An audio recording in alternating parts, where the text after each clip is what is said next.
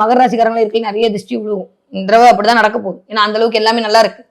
அதனால எந்த கிழமும் போலாம், எந்த கிழமையும் போலாம். உங்களுக்கு எந்த கிழமை போகணும்னு அவ விதிச்சிருக்காலும் அந்த கிழமை தான் உங்களை வர வைப்பா. அதனால போய் அம்மன் கோவில்ல, உங்க பக்கத்துல இருக்கக்கூடிய அம்மன் கோவில்ல, காளியம்மனா இருந்தா இன்னும் சூப்பர், இல்ல மாரியம்மன், நீலியம்மன் எதிர்க்கோ உங்க பக்கத்து கோவில்ல போயிட்டு வீட்டுல இருந்து ஒரு எலுமிச்சம்பழம் கொண்டு போய் கொடுத்துட்டு அதை வச்சு தர சொல்லி அதை வாங்கிட்டு வந்து தலையை சுத்தி உங்களுடைய இடது காலில் வைத்து நசுக்கி விட்டுட்டு வீட்டுக்கு வந்து கால் அலம்பிட்டு உங்க வேலையை பார்க்க ஆரம்பிச்சிருங்க. டாப் கியர் போட்டு தூக்கிட்டு போயிட்டே இருப்பீங்க. சூப்பரா இருக்க போகுது. Okay fine. மகர ராசிக்காரங்க இந்த தடவை என்ன பார்ப்பீர்கள் அப்படின்னா, மகர ராசிக்காரர்கள் இந்த தடவை சிங்கம் பார்ப்பதற்கான வாய்ப்புகள் இருக்கு.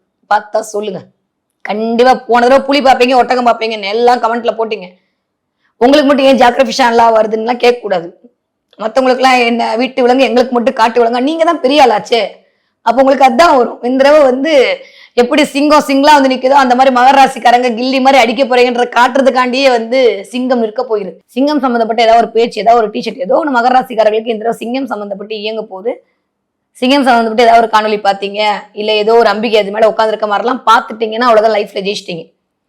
சோ உங்க மனமாகிய சிங்கத்தின் மேல் நீங்கள் அமர்ந்து உட்கார்ந்து அரசாலனை செய்யக்கூடிய அமைப்பு வந்து விட்டது என்பதை இந்த பிரபஞ்சம் உங்களுக்கு உணர்த்துறதுக்கான காலம் இருக்கு. சூப்பரா இருக்கு டைம் பீரியட்.